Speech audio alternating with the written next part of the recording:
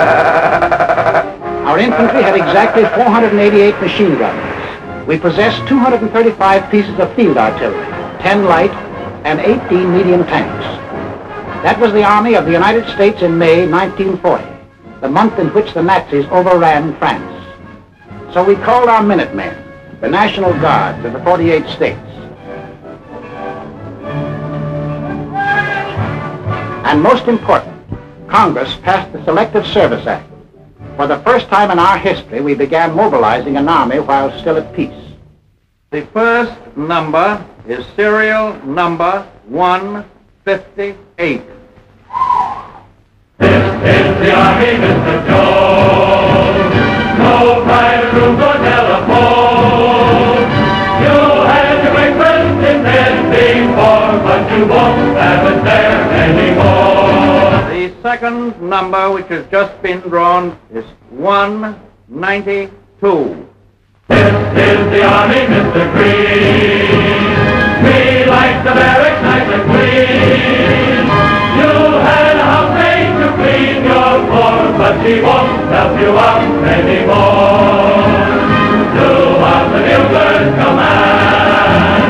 They're in the Army and not in a band. This is the Army, Mr. Brown. You and your lady went to town. She had you worried, but this is war, and she won't worry you anymore. More, so she won't worry you anymore. It wasn't too soon. Time was running out. The Nazis had begun their shattering blitz on Britain. Hello, America. This is Edward Murrow speaking from London. There were more German planes over the coast of Britain today than at any time since the war began. Anti-aircraft guns were in action along the southeast coast today.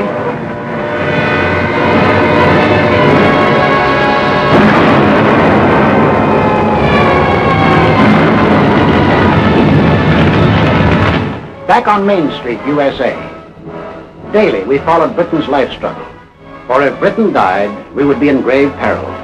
Our first line of defense in the Atlantic, the British fleet, might go to Nazi Germany. We would be unprotected, our shores, our people, our homes endangered.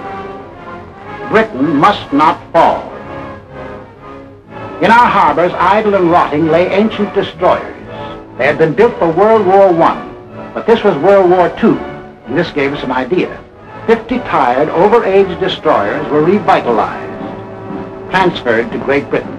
We received a chain of bases stretching from Newfoundland to British Guiana. These bases threw a steel wall around the Caribbean. These bases gave new safety to the Panama Canal. It was now clear to aggressors that we were conscious of the threat they represented to our country. Mr. Burley, Assistant Secretary of State, will tell us how they got together and tried to scare us off.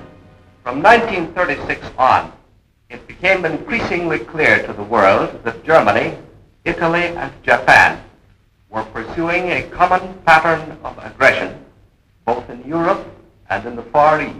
On September 27, 1940, these three powers signed the so-called Pact of Berlin, or Tripartite Pact, a treaty of far-reaching alliance. By that treaty, it was provided that the three countries would assist one another with all political, economic, and military means when one of the powers was attacked, note particularly the use of the word attacked, by a power not then involved in the European War or in the Chinese-Japanese conflict.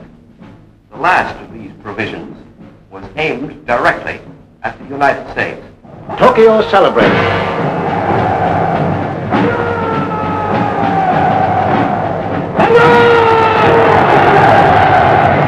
Rome cheered.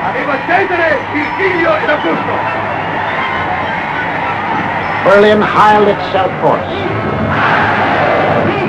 It was clear now that the three-axis countries definitely stood against us.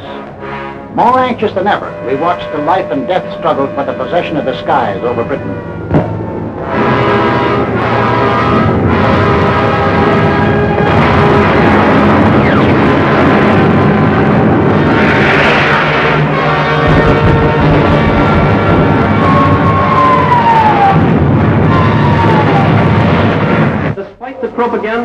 confusion of recent months, it is now obvious that England is losing the war.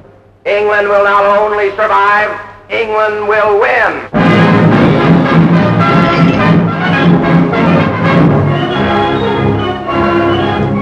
So, when we were asked, should we keep out of war or aid Britain even at the risk of war?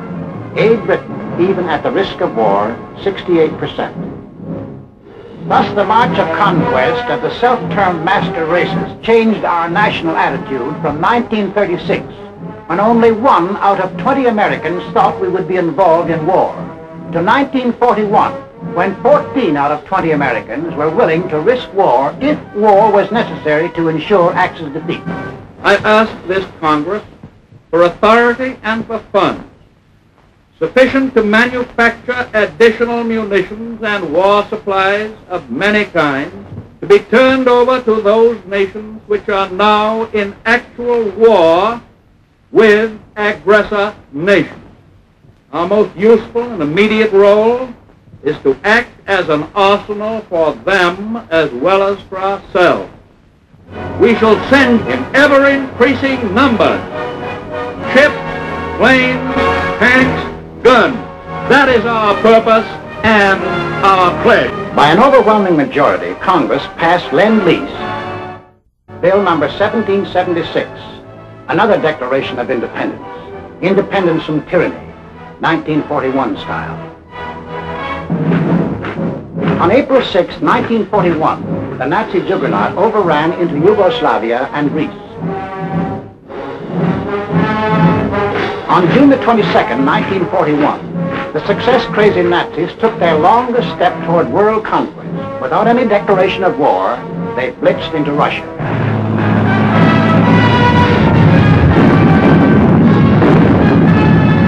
We were determined not to let down any nations defending themselves against unprovoked attack. So we extended Lend-Lease to these new victims. Now, the Lend-Lease products of our factories were being unloaded in the bombed ports of Great Britain, at the Red Sea ports for the British in Africa. Lend-Lease was being hauled over the Burma Road to China. Lend-Lease was piling up in Murmansk and Iran for Russia. Why did we supply war materials to the countries defending themselves against Axis aggression? Was it our natural sympathies for people unwilling to lose their freedom? Was it our ancient antagonism to conquerors imposing their rule on others by force? Yes, partly. But principally it was because the American people had become certain that they were on the list of free nations to be conquered. Two worlds are in conflict, two philosophies of life. One of these two worlds must break asunder. And we were the leading example of that free world that Hitler was committed to breaking asunder.